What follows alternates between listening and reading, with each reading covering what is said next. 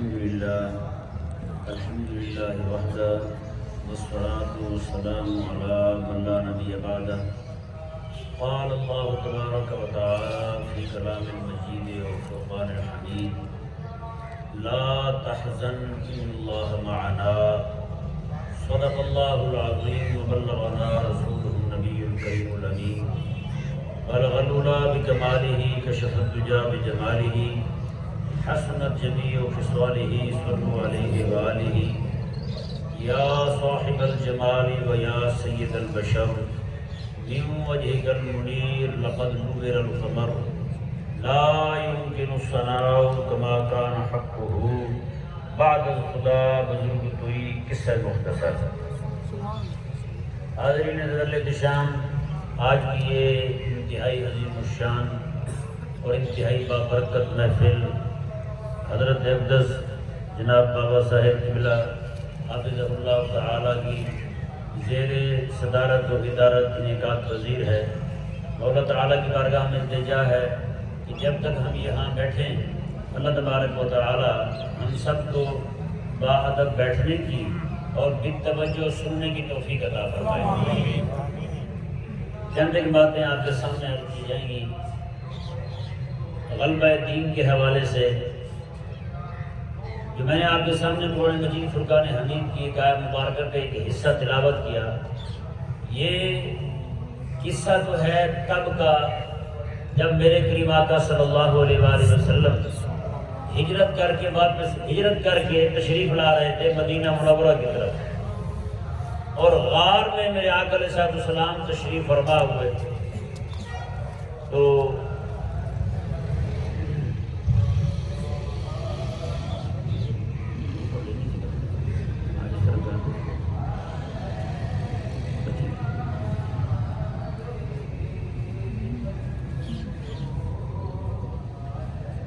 میرے کریم آقا صلی اللہ علیہ وآلہ وسلم ہجرت کر کے جب مدینہ منورہ آ رہے تھے تو غار کے اندر میرے آقا علیہ السلام تشریف فرما ہوئے. دشمن جو ہیں وہ پیچھے پہنچ جائے غار کے دروازے پر. خلاق کائنات نے مکڑی کو حکم دیا، اس نے آ کے جالا بنا دیا. کبوتریاں نے آ کے انڈے دے دیے. مشرکین سامنے کھڑے ہوئے ہیں. حضرت ابوبکر صدیق رضی اللہ تعالیٰ عنہ اور میرے آقا علیہ السلام غار کے اندر ہیں. حضرت ابوبکر صدیق رضی اللہ تعالیٰ عنہ جو ہیں، آپ کو خوف لائق ہوتا ہے، حزن لائق ہوتا ہے کہ کہیں یہ نہ ہو کہ یہ دشمن سامنے کھڑے ہوں اور یہ دیکھ لے ہمیں اور میرے کریم آقا صلی اللہ علیہ وآلہ وسلم کو تکلیف پہنچائیں. حضرت ابوبکر صدیق رضی اللہ تعالیٰ عنہ کی جب یہ کیفیت دیکھی نا میرے آقا علیہ السلام نے، یہاں پر علامہ اسماعیل حقی رحمہ اللہ ارشاد فرماتے ہیں کہ میرے آقا علیہ السلام نے ایسے ہی اشارہ کیا حضرت ابوبکر صدیق کی تکلیف کو دیکھتے ہوئے. سامنے سے جناب وہ پہاڑ جو ہے وہ پھٹ گیا. سامنے ایک بہت بڑا سمندر ہے، دریا ہے، اس میں کشتی ہے. ایک بندہ بیٹھا ہوا کشتی چلانے کے لیے. میرے آقا علیہ السلام نے فرمایا ابوبکر اگر انہوں نے دیکھ بھی لیا ہمیں، یہ آ بھی گئے تو ہم اس کشتی میں بیٹھ کے روانہ ہو جائیں گے، ہم یہاں سے روانہ ہو جائیں گے. یہ صرف حضرت ابوبکر صدیق رضی اللہ تعالیٰ عنہ کو اطمینان دلانے کے لیے میرے آقا علیہ السلام نے فرمایا. حضرت ابوبکر صدیق رضی اللہ تعالیٰ عنہ کا جو غم آپ کو لاحق ہوا تھا وہ میرے حبیب کریم علیہ السلام کے لیے تھا. حضرت ابوبکر صدیق رضی اللہ عنہ کو اپنی کوئی فکر نہیں تھی.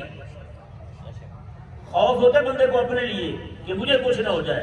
حزن جو ہوتا ہے وہ کسی کے لیے ہوتا ہے. اور یہاں جو فرمایا تبارک و تعالیٰ نے کہ حبیب کریم علیہ السلام نے بتایا کہ لا تحزن ان اللہ معنا، ابو بکر غم نہ کھا، اللہ ہمارے ساتھ ہے، اللہ ہمارے ساتھ ہے.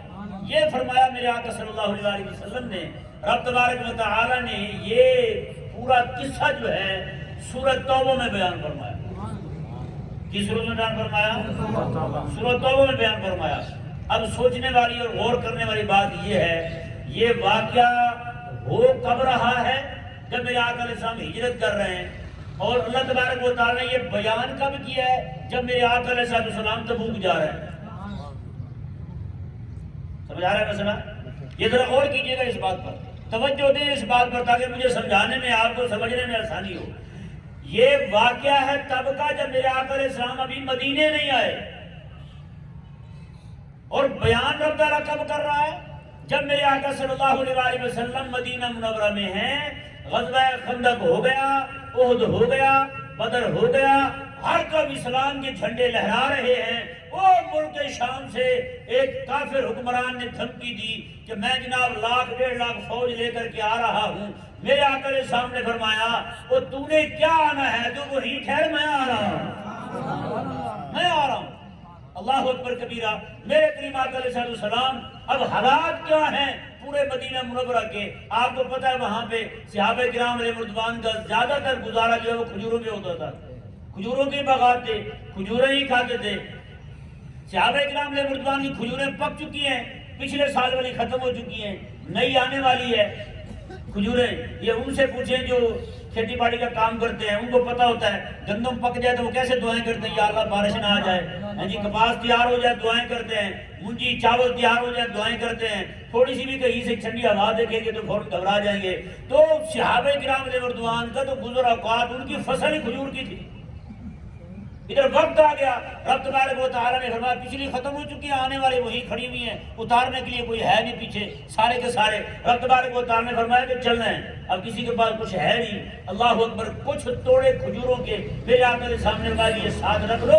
اور راستے میں جب آقا علیہ السلام تقسیم فرمایا کرتے تھے تو صحابہ کو فرماتے تھے یہ کھجور کھانے کے بعد گٹھلی نہ پھینکنا، دوسرے وقت میں جب تمہیں بھوک لگے گی یہی گٹھلی چوسنی ہے تم لوگ،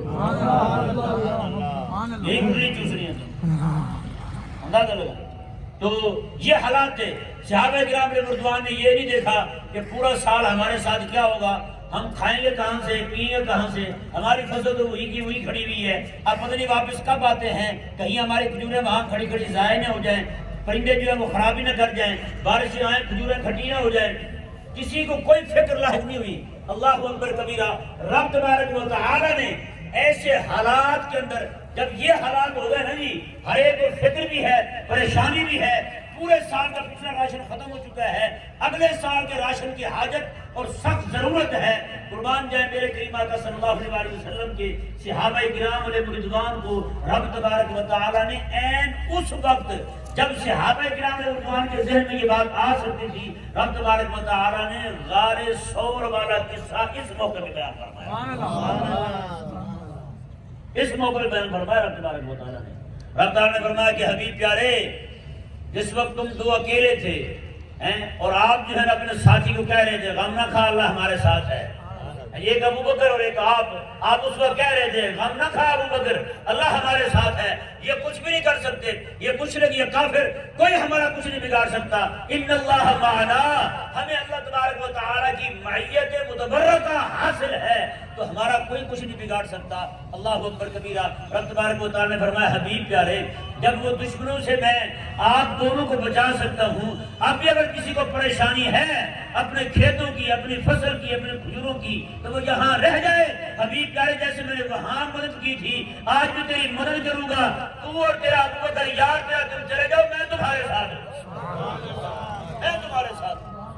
رب تعالیٰ نے یہ بیان اس لیے کیا اس موقع پر، میں جب تم دو تھے تب میں نے تمہاری مدد کی تھی، مشرک دروازے پہ کھڑے ہوئے تمہیں نہیں دیکھ پائے تھے، میں نے ان سب کو اندھا کر دیا تھا، عقل بھی ان کی کہتی تھی کہ جناب جب یہ آ رہے تھے پاؤں جانے کے تو ہیں آنے کے نہیں، پاؤں جانے کے تو ہیں واپس آنے کے نہیں ہیں، وہ بھی حیران ہیں آخر یہاں سے گئے تو گئے کہاں۔ اور مزے کی ایک حیران کن بات یہ بھی ہے، پیچھے چلتے آ رہے ہیں نا، دونوں اکٹھے چلتے آ رہے ہیں، اکٹھے چلتے آ رہے ہیں، جب غار پر چڑھنے لگے ہمارے پاس، ہمیں تو اکیلے چڑھنے کو جناب وہ طاقت نہیں ہوتی، وہاں چڑھے تو کیسے جناب بوتلیں لی ہوئی تھیں، لیز لی ہوتی ہے، پاپڑ بسکٹ، وہ ساتھ جہاں پورے شاپر بھرے ہوتے ہیں، اپنے سے وزن زیادہ ان چیزوں کا ہوتا ہے، گھسیٹ کے جا رہے ہوتے ہیں، تھوڑی تھوڑی دیر بعد کھا پی رہے ہوتے ہیں، پھر جناب چڑھتے ہیں، کئی بار سانسیں لیتے ہوئے سستاتے ہوئے جناب اوپر جاتے ہیں جی، پھر جناب ویڈیو سیلفی سارا کچھ کرتے ہیں، لیکن قربان جائیں میرے کریم آقا علیہ السلام جب غار کے وہ پہاڑ کے دامن میں پہنچے نا،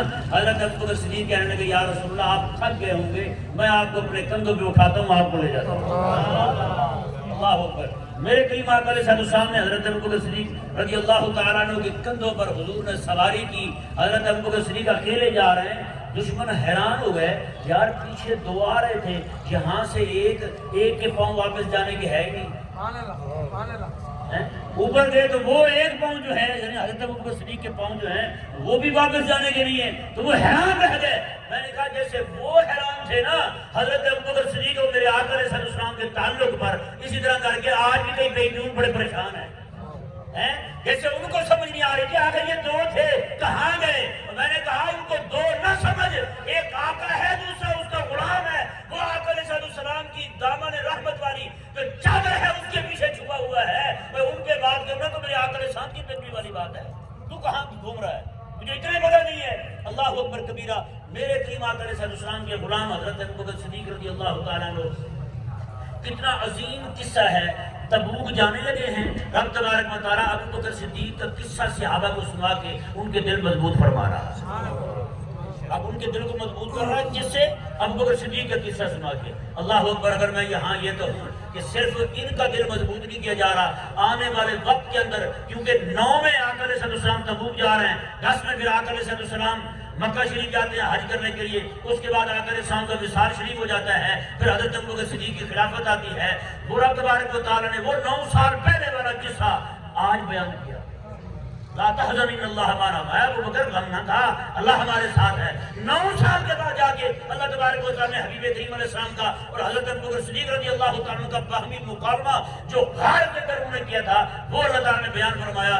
یہاں پر جیسے صحابہ کرام علیہ رضوان کی ہمت بڑھائی جا رہی ہے ان کے قصے کو بیان کر کے، اسی طرح کر کے حضرت ابوبکر صدیق رضی اللہ عنہ کے دل کو بھی مضبوط کیا جا رہا ہے۔ تو میں کہ ابوبکر یاد رکھنا، میں ابھی تمہیں وہی پڑھ کے سنا رہا ہوں، تیرے میرے قصے کو رب نے قرآن میں بیان کر کے قیامت تک کے لیے وحی بنا دیا ہے۔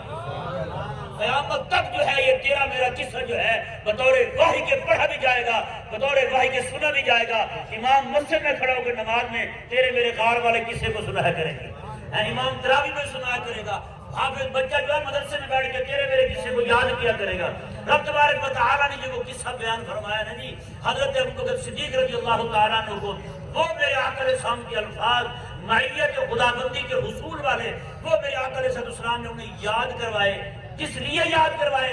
اس لیے میرے آقا اللہ تبارک و تعالیٰ نے یاد کروائے کہ آنے والے وقت کے اندر حضرت ابوبکر صدیق رضی اللہ تعالیٰ کو دوبارہ پھر وہی حالات پیش آنے والے تھے۔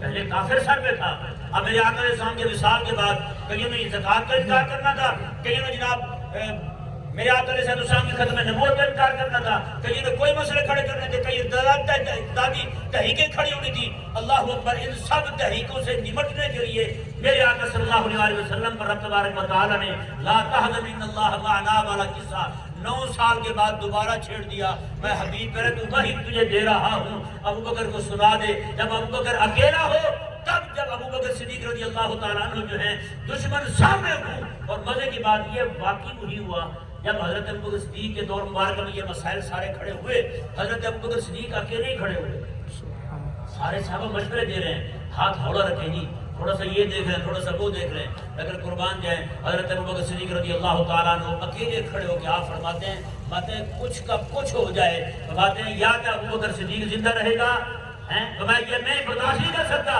میرے حبیب کریم علیہ السلام کے ختم نبوت کا منکر وہ بھی اس دنیا میں رہے اور ابوبکر بھی دنیا میں رہے، میں یہ مجھ سے اللہ اکبر کبیرہ۔ تو اندازہ لگائیں یہ جو ایک ایسے سمجھیں کہ اللہ تبارک و تعالیٰ کی طرف سے سبق ہے۔ کوئی بھی بندہ آئے، ہم کوئی تھوڑا سا دین کا کام کرتے ہیں نا گھبرا کے بیٹھ جاتے ہیں، نا لا تحزن ان اللہ معنا والا جو جملہ ہے نا وہ صدائے دل نواز جو ہے، جو غار کے اندر میرے آقا علیہ السلام نے فرمایا تھا، رب نے قرآن بنا دیا، قیامت تک کے لوگوں کے لیے پیغام مل گیا۔ میں کوئی بھی دین کا کام کرنے لگا نا پریشان نہ ہونا، لوگ چھوڑ جائیں تو کیا ہوا، رب فرماتا ہے ان اللہ معنا، میں نے تمہارے ساتھ ہوں، میں نے تمہارے ساتھ ہوں۔ غلب دین کے لیے جا رہے تھے۔ اچھا مزے کی بات یہ حضور نے وہ جو جملہ فرمایا نا غار کے اندر، میں ابوبکر غم نہ کھا، اللہ ہمارے ساتھ ہے، پھر کیا ہوا؟ یہ بات تو پہلے بھی حضرت ابوبکر صدیق نے کی ہوگی، غمگین تو پہلے بھی ہوئے ہوں گے، مکہ میں غمگین ہوں گے، بڑے سارے معاملات ہوئے تھے، ابوبکر صدیق کو بڑی تکلیفیں آئیں، حضور کو بڑی تکلیفیں آئیں، لیکن اللہ تبارک و تعالیٰ نے وہ غار والا ان اللہ معنا والا جو ہے اسے وہی بنا دیا، اسے اللہ تبارک و تعالیٰ نے قرآن میں بیان فرما دیا تاکہ قیامت تک جو بھی بندہ دین کا کام کرنے والا ہو، دشمن سامنے کھڑا ہو جائے پھر بھی وہ صرف ایک ہی بات کرے ان اللہ معنا، اللہ ہمارے ساتھ ہے۔ یہی ہمارے صوفیاء کا درس ہے۔ اللہ تبارک و تعالیٰ ہم سب کو اسی طرح کر کے دین حق کے لیے ہمہ وقت کوشاں رہنے کی توفیق عطا فرمائے۔ تو علیہ